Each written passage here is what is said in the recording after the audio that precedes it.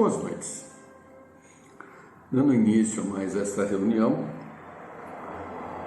vamos aproveitando essa oportunidade para elevarmos os pensamentos a Deus, a Jesus, fazendo a prece que Ele nos ensinou.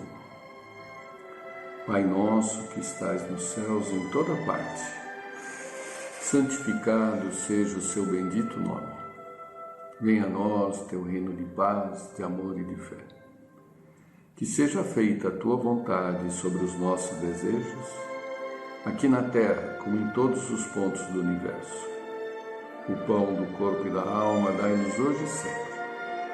Perdoa, Senhor, as nossas dívidas, assim como perdoarmos aos nossos devedores. Não nos deixeis cair em novas tentações, mas livra-nos do mal que existe dentro de nós mesmos. Porque é teu reino, o poder, a glória, a justiça, a esperança e o amor para todo sempre. Que assim seja. Bem,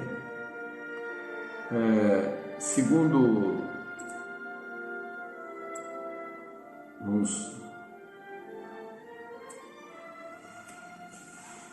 aproveitar e fazermos uma pequena leitura sobre o capítulo 18 do Evangelho segundo o Espiritismo, muitos os chamados e poucos os escolhidos. Os que dizem Senhor, Senhor.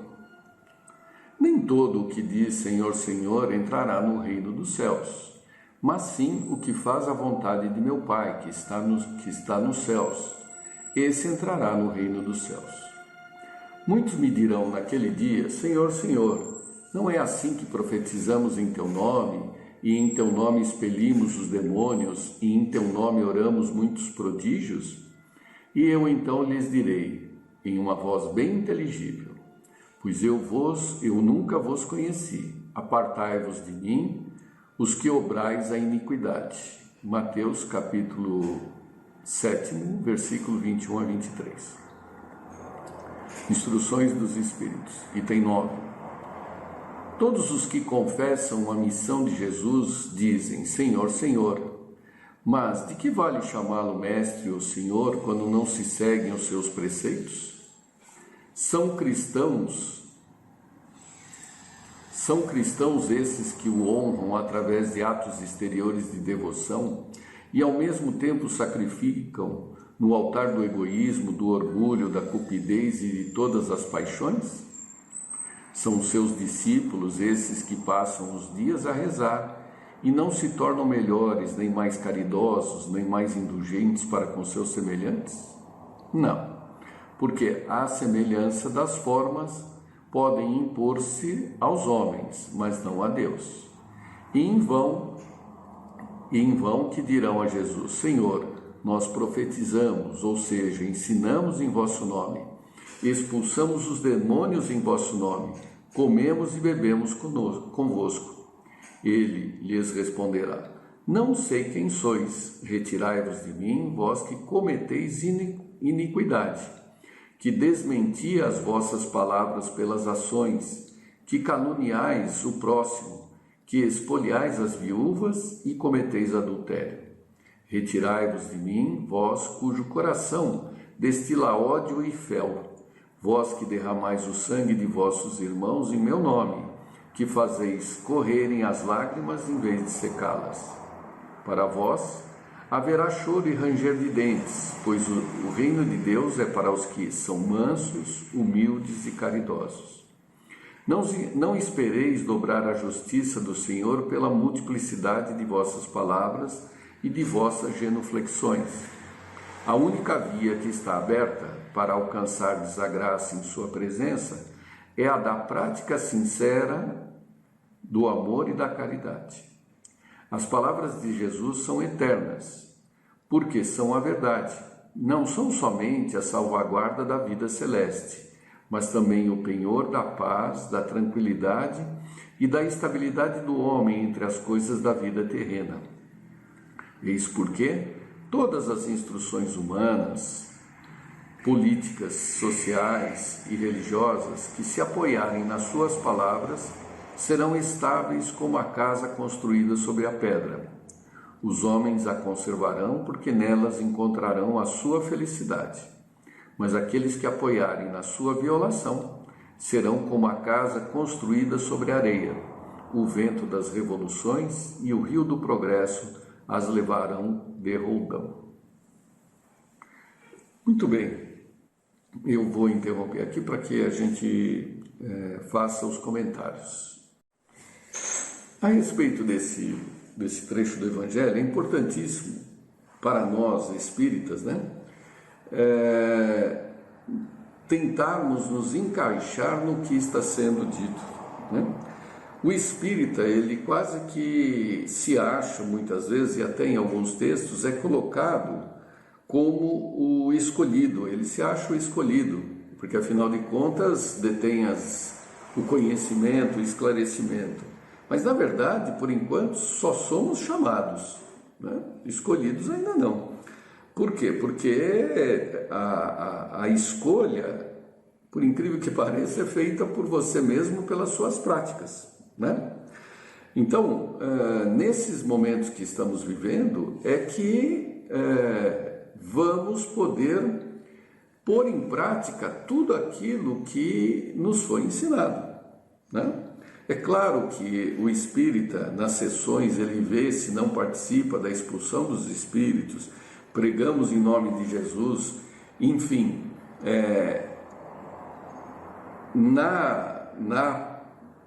na apresentação nos colocamos como cristãos. Porém, agora, nesse momento de reflexão, nesse momento de parada, nesse momento em que a roda da fortuna travou, né? Travou, ou pode até estar girando para a coletividade, né? É que nós vamos passar a limpo todas essas lições, né? Então, nesses tempos de confinamentos, isolamentos, né, muitas vezes nós paramos, né? Paramos. Como paramos? Paramos, deixamos de fazer as coisas. Acontece que essa parada, ela tem uma finalidade. É para que a gente tenha um pouco, não de iniciativa, mas do que vamos chamar de terminativa. Nós começamos muitas coisas na nossa vida e não completamos por falta de tempo. Pois bem, agora temos o tempo, então está na hora de terminarmos muitas das coisas que começamos e não as fazíamos por falta de tempo. E que coisas são essas? De todas as naturezas, principalmente aquelas de natureza moral, né? Então, vamos passar em revista todos os nossos dissabores, todos os nossos adversários, todos os nossos inimigos, né? Porque passar em revista significa refletir sobre o que aconteceu e, se não é agora, uma oportunidade, se não a última, né? Para que a gente se acerte, né? Os meios de comunicação estão aí, podemos ligar, telefonar, mandar uma mensagem. Por quê? Porque todas aquelas coisas que muitas vezes foram o pretexto para as brigas, as distensões, os entraves, elas estão virando secundárias, estão se esfarelando. E o que é que fica? Fica efetivamente você e o outro, né? Por várias vezes já discutimos a questão do tempo, alertada por Santo Agostinho, né? Que a única existência efetiva é o tempo presente, né? Porque o passado já foi, né? O futuro é incerto, então a única coisa que dispomos é efetivamente do presente, do agora. E o agora, ele é a oportunidade para eu demonstrar que eu estou correndo atrás de um prejuízo. Que prejuízo é esse? O prejuízo das diferentes e múltiplas encarnações em que enfrentávamos o Evangelho, né? Então agora nós temos que aproveitar todos esses momentos, não só para refletir, mas para agir, para fazer, né? Ah, mas e o futuro? Ué, quando é que nós tivemos certeza do futuro, né? Nunca tivemos certeza de nada. A partir do momento que encarnamos, a nossa existência, ela é de incertezas, ela é constituída de planos que muitas vezes fazemos, mas que só vão se efetivar se estiver dentro da programação. Ora, então o que nós devemos confiar? Nós temos que confiar em Jesus.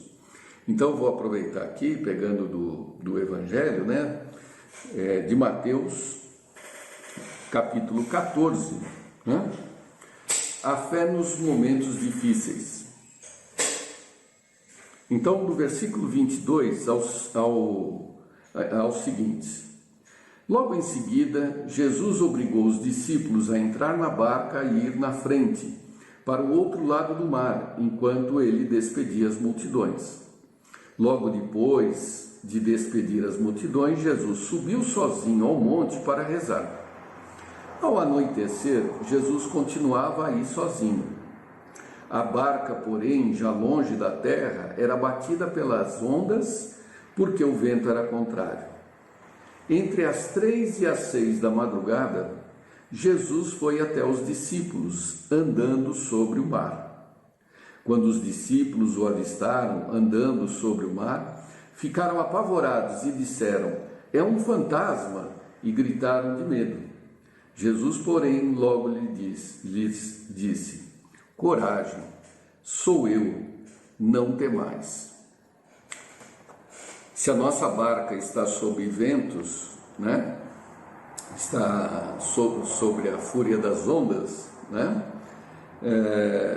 É importante que nós mantenhamos a nossa fé em Deus, a nossa fé em Jesus, porque não estamos abandonados, muito pelo contrário, né? Estamos sendo cuidados. E para demonstrar isso, eu vou ler justamente o versículo seguinte, que dá continuidade a essa lição. Então Pedro lhe disse: Senhor, se és tu, manda-me ir ao teu encontro, caminhando sobre a água. Jesus respondeu: venha. Pedro desceu da barca e começou a andar sobre a água em direção a Jesus. Mas ficou com medo quando sentiu o vento e, começando a afundar, gritou: Senhor, salve-me. Jesus logo estendeu a mão, segurou Pedro e lhe disse: homem fraco na fé, por que você duvidou? Então eles subiram na barca e o vento parou. Então, cada vez mais demonstrarmos a nossa fé através das ações, né? Da prática. E deixemos de lado os temores, porque afinal de contas estamos sob a mão do Senhor. Uma boa noite.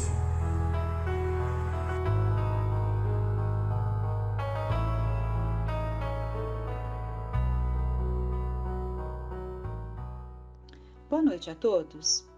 Já vemos despontar em muitos o sentimento de fraternidade, a vontade de atenuar as dores e privações do próximo.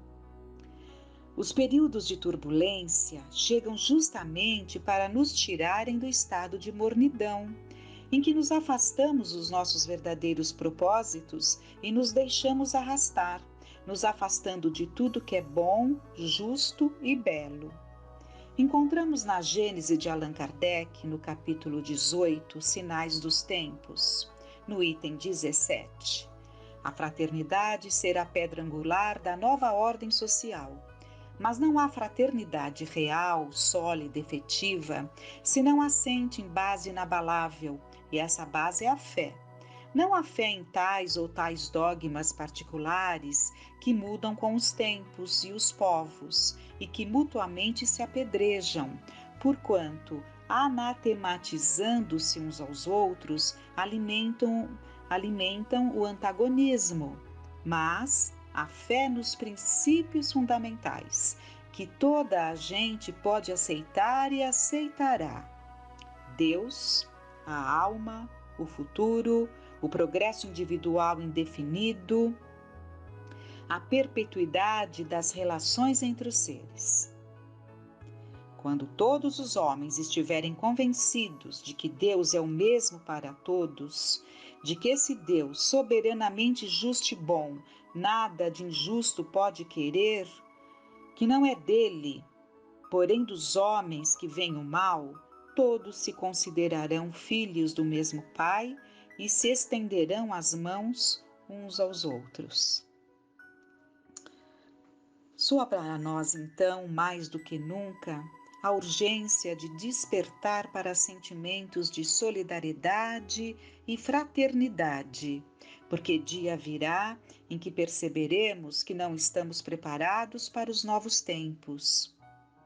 Busquemos Jesus em uma de suas tantas parábolas, trazida por Mateus capítulo 25. Então, o reino dos céus será semelhante a 10 virgens que, tomando as suas lâmpadas, saíram ao encontro do noivo. 5 delas eram tolas e 5 prudentes. Ora, as tolas, tomando as lâmpadas, não levaram azeite consigo. As prudentes, porém, levaram azeite em suas vasilhas juntamente com as lâmpadas. E tardando o noivo, cochilaram todas e dormiram. Mas à meia-noite ouviu-se um grito: Eis o noivo, saí-lhe ao encontro. Então todas aquelas virgens se levantaram e prepararam as suas lâmpadas. E as tolas disseram às prudentes: Dai-nos do vosso azeite, porque as nossas lâmpadas estão se apagando. Mas as prudentes responderam: Não, pois de certo não chegaria para nós e para vós. Ide antes aos que o vendem e comprai-o para vós. E tendo elas ido comprá-lo, chegou o noivo, e as que estavam preparadas entraram com ele para as bodas, e fechou-se a porta. Depois vieram também as outras virgens e disseram: Senhor, Senhor, abre-nos a porta. Ele, porém, respondeu: Em verdade vos digo, não vos conheço. Vigiai, pois, porque não sabeis nem o dia, nem a hora. Antes de mais nada, é preciso que compreendamos que a Nova Jerusalém, e isso inclui a humanidade da Terra, de encarnados e desencarnados, não se constituirá de nécios, tolos, insensatos, os que passam a vida na ociosidade, sugando dela o que tem de bom para a satisfação dos seus próprios prazeres.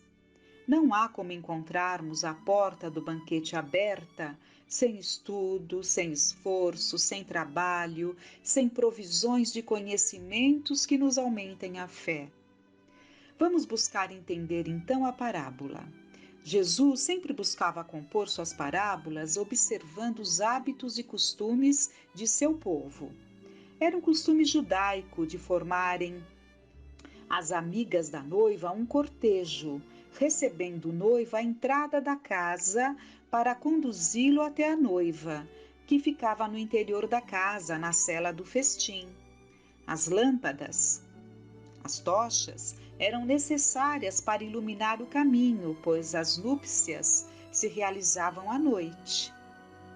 5 delas foram descuidadas e se viram sem azeite de reserva e queriam que as outras lhes dessem, mas faltaria para todas.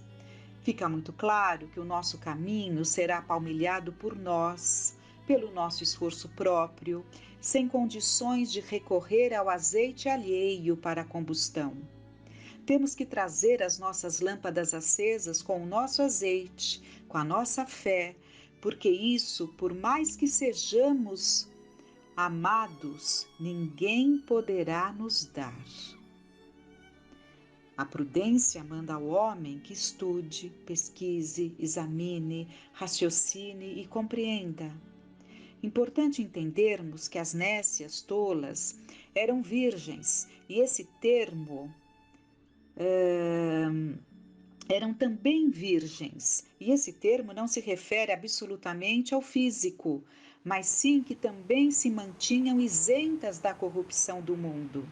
Então, estas 5, chamadas de tolas, de insensatas, de nécias, também se preservavam da corrupção do mundo.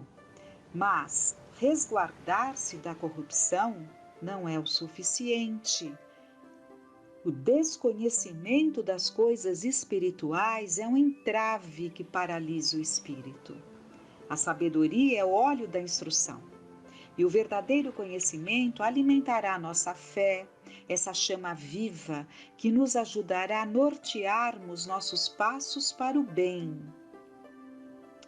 Então, estamos nos aproximando do encerramento dos nossos apontamentos de hoje.